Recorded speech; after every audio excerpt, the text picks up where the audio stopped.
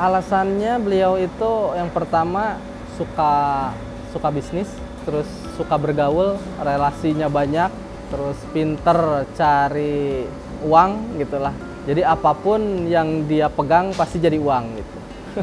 Jadi misalkan tawarin sini gitu. Ya itu sih alasan kuatnya beliau. Terus banyak lagi teman-teman yang satu daerah ikut ke Jakarta. Jadi memotivasi beliau untuk membantu rekan-rekan sekampung untuk berjualan. Harapannya saya bisa meneruskan cita-cita almarhum. Yang penting kita niatnya itu bukan bekerja, tapi beribadah gitu aja. Jadi apapun kerjaannya kita niatkan ibadah ya nothing tulus aja.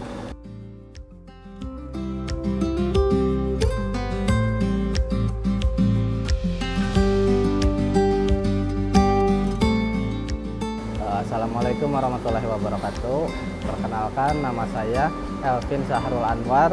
Saya di sini menjabat yang ngurus aja lah, yang ngurus.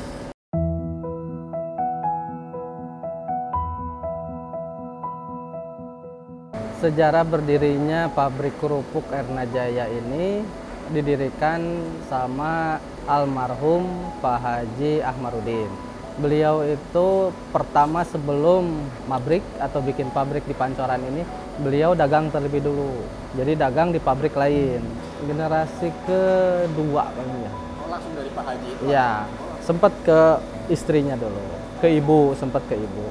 Kalau saya ngurus pabrik ini dari tahun 2013-2014, pas 4 tahun lulus kuliah.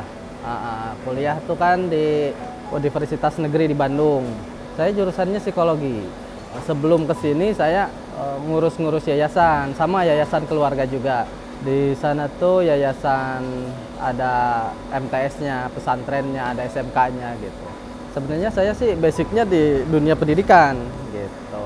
Nah, ketika tahun 2013-2014 karena keluarga sudah harus ada penerusnya gitu, harus ada yang soalnya kan di sini ada berapa keluarga gitu yang kerja. Jadi daripada tutup, daripada nggak menerus gitu ya. Ya saya ke sini ke Jakarta untuk meneruskan. Sebenarnya sih kalau dari sisi pendidikan nggak nyambung gitu. Tapi ketika berbenturan dengan SDM, saya ada basic pendidikannya di situ.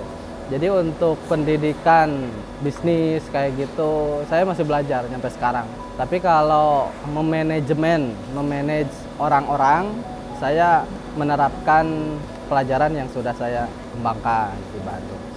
Keluarga mensupport bahwa saya bisa mengembangkan, saya bisa melanjutkan, terus support juga dari karyawan-karyawan yang sudah ada. Erna Jaya tuh paling plesetan lah ya, plesetan dari enak, kata-kata enak rasanya gitu. Jadi Erna Jaya gitu aja, plesetan sih. Nah.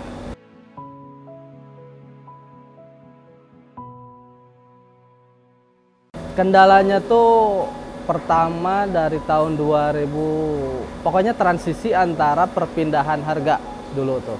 Perpindahan harga dari 500 ke 1000.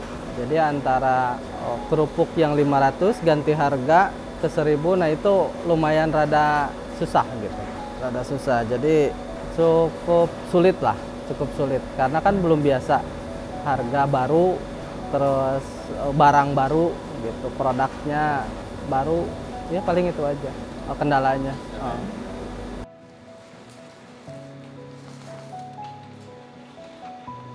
Kalau pandemi sih saya masih survive ya. Tapi kalau pas kemarin 3 bulan ke belakang saya hampir angkat tangan, hampir menyerah gitu. Hampir menyerahnya kenapa? Karena waktu pengumuman kenaikan harga tuh yang dari 1000 ke 2000 itu nggak jalan. Jadi tidak ada kekompakan antara bos kerupuk se-Jakarta gitu aja sih.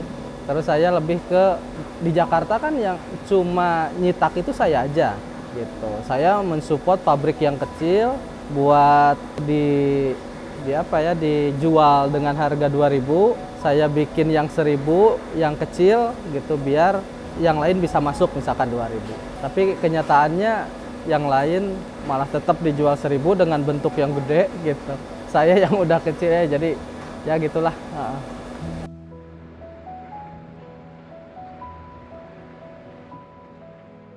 Harga 1.000 tuh muter aja, nggak ada apa ya keuntungan. Kalau ngobrolnya langsung dengan yang punya ilmu bisnis gitu ya, nggak ada keuntungan lah gitu. Tapi kalau saya praktisi kan ya, jadi gimana caranya uang segitu bisa muter gitu aja. Sebelum pandemi kita bisa 6 kintalan lah, 6 kintal. Soalnya kita terbatas lahan juga, terbatas lahan terus nggak bisa lebih lah, paling mentok 1 tonan lah, 1 ton kurang. Tapi kalau sesudah pandemi kayak sekarang paling 3 kintal, 4 kintal. 300 ribuan kali ya. 30 ribuan per hari lah, 30 ribuan per hari. Oh, per hari 30 ribu. 30 ribuan.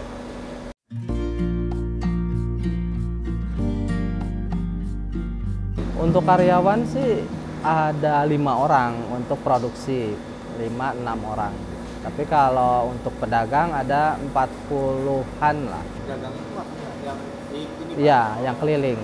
Kita kan sama pedagang itu disebutnya bukan karyawan, tapi mitra lah istilahnya mitra. Jadi mereka kalau dagang dapat untung, kalau nggak dagang ya nggak dapat apa-apa gitu. Ya kayak Gojek lah gitu. Kalau narik dapat, kalau enggak ya udah disiapin dari becaknya, dari kalengnya, dari segalanya lah, dari cat yang mau di ini, semuanya disediain. Kecuali motor. Kalau motor biasanya kalau pengen pakai motor bawa sendiri. Tapi kalau untuk ininya kita sediain sendiri. Untuk pendistribusian yang matang itu sekitar Jakarta, ada Jakarta Selatan. Ya pokoknya sekitar Jakarta, DKI gitu ya. Kalau yang mentah seluruh Indonesia, yang belum ngambil itu Aceh sama Papua belum.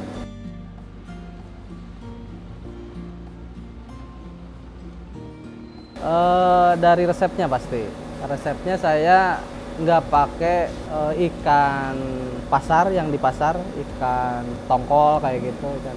Tapi saya pakainya ikannya ikan kalengan, ikan sarden gitu. Jadi langsung, jadi higienis juga gitu kan. Jadi rasanya timbul ada. Paling itu sih. Jadi lebih ke kita bisa dicemil. Kita kan konsumennya kebanyakan kantoran, karyawan kantoran. Jadi di kantor itu kalau lagi kerja ngambil kerupuk gitu aja. Jadi nggak pakai nasi pun masuk gitu. Jadi gurih lah. Untuk saat ini belum, soalnya kita berbenturan dengan kos transportasi. Pertama itu kalau yang kedua misalkan kalau yang matang gitu ya, berbenturannya dengan mitra-mitra yang udah ada gitu. Misalkan konsumen pakai salah satu market misalkan ya, online, langsung kan berarti langsung belinya ke pabrik. Nah nanti si mitra ini nggak bisa nganter lagi ke sana gitu. Paling gitu aja sih kendalanya. Jadi langsung aja lah face to face. Kecuali yang mentah bisa, tapi tetap kendalaannya ongkirnya. Jadi 1 kilo produk justru ongkirnya lebih gede, iya gitu. Ya gitulah, jadi susah. Kecuali misalkan belinya 1 ton gitu. Tapi kalau 3 kintal, 6 kintal biasanya suruh diambil sendiri gitu.